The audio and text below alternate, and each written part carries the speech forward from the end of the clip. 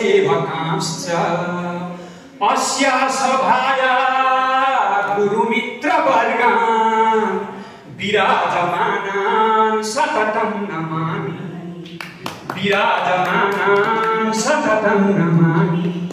नमः सभाभ्यः सभापतिभ्यश्च।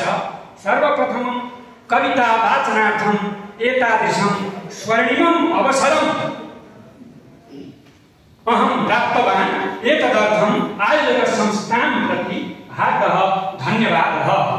अत्र कतिपय गुरुवरैः तत्र रामस्य स्तुति श्राविता, कतिपय गुरुवरैः कृष्णस्य स्तुति श्राविता।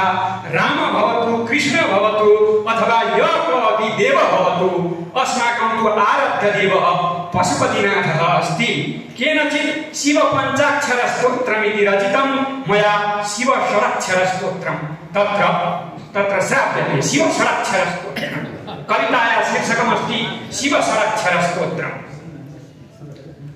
ओंकाररूपाय दयामयाय ज्ञानस्वरूपाय सदाशिवाय सर्वेश्वराय प्रणवाक्षराय सर्वेश्वराय प्रणवाक्षराय ह्योंकारमूलाय नमः शिवाय ह्योंकारमूलाय नमः शिवाय।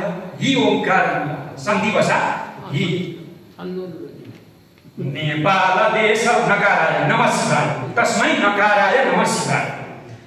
नेपाल देश प्रतिपालकाय देवाधिदेवाय सुरार्जिताय अनाथनाथाय पशुप्रियाय। पशुपतिनाथ यदि योजयितुम् अहम् असमर्थ अस्मिन् छन्दसि अत एव अनाथनाथाय पशुप्रियाय तस्मै नकाराय